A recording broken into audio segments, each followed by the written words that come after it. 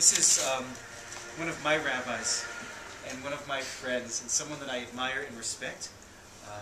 Full name is Gregory Kotler.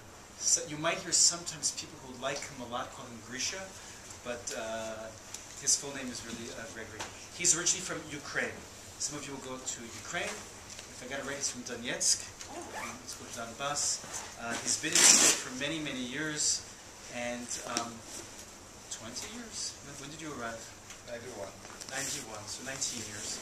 And I believe you were the first Russian-speaking graduate, the first Russian-speaking rabbi of the Israeli rabbinic program. Served as a rabbi, or as the rabbi, in Moscow, I think for 5-6 years. For 5 years was the head of the Machon, that's like the HUC for the Russian Jewish community, something like that. It's an intensive Jewish studies program. And the truth is, he did the real heavy lifting, the real work of building the reform movement in Russia, Ukraine, Belarus.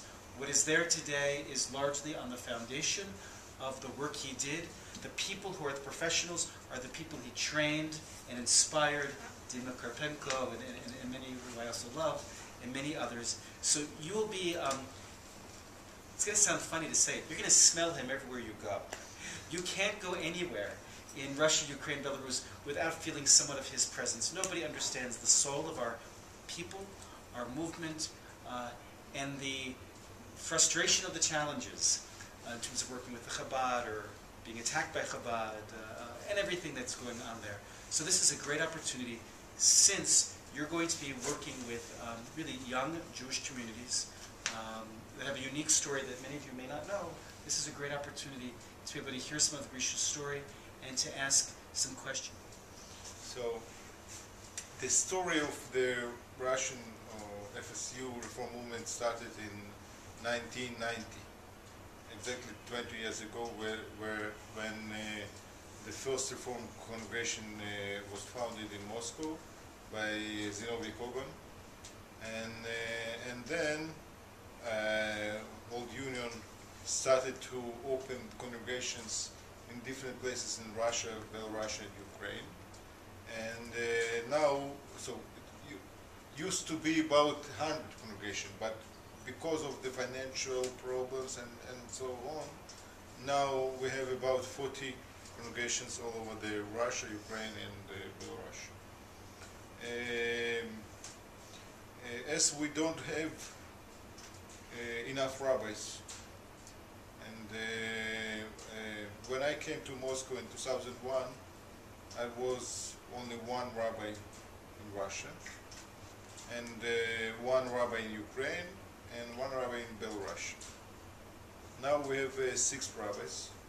5 of them are graduates of London Levelbeck College, and only one of them is a graduate of HUC in Israel, Elena, which is in Petersburg. But still, the rabbis have no possibility to be at the same time in different places. So we opened the Machon Institute or college, and every year we take about 10-15 young people, 20-30 years old, came for a year in Moscow to learn community work and basic Judaism. We call them para-rabbinical workers, and then they come back to their communities and they know how to lead Kabbalat Shabbat services and some sermons, celebrations, and Chagim, etc. And they work in their communities. So, but still, some of the communities are by themselves, led by local people, and their knowledge about Judaism sometimes is very small. So, what is important is the fact that you come. Okay, less than what you are going to do.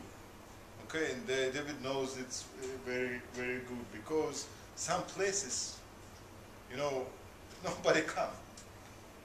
And and the fact that you are coming from the U.S. or through Israel to be with these people, they are very happy. They are ready to do everything for you, okay? To bring you, I don't know. There are some, I don't know which the level of your keeping mitzvot. I mean, you know, kashrut, etc. Because in these places it's not easy, especially during the Pesach, what to eat and how, so you can understand and to come to Seder Pesach in this congregation, and you can see that it's not, you know, kind of Seder. Chupi, David Ariel Yoel, first time when he came to Belarusia, I think. So he came back and told me, you know, there is a strange custom in Belarusia, in Jewish community of Belarusia. They eat zroa.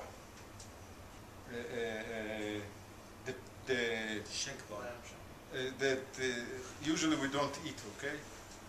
So I told him it's not because this is a special local custom, because they don't know, okay? And this is the story.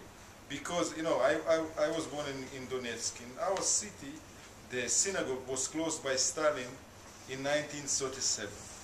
And then, for 50 years, there was nothing. Not Jewish activity or official Jewish activity at all. Maybe some old people came and to pray in their apartment, in local place, his own place, your own place. But not any official Jewish activity in Donetsk. And the new generation of my parents, their knowledge about Judaism, I don't know if there is. My grandparents spoke Yiddish. It was spoke Yiddish. It was their own first language. But when I asked them to teach me some Yiddish, so they told me you don't need it in Soviet Union. For what? Yeah. It's a chip. Yeah, because they understand it's not good thing. Okay, my mother told me that when she was a child and her parents, you know, walked on the street and met someone who was Jewish and started to talk with him Yiddish, so she made herself as she's not with them.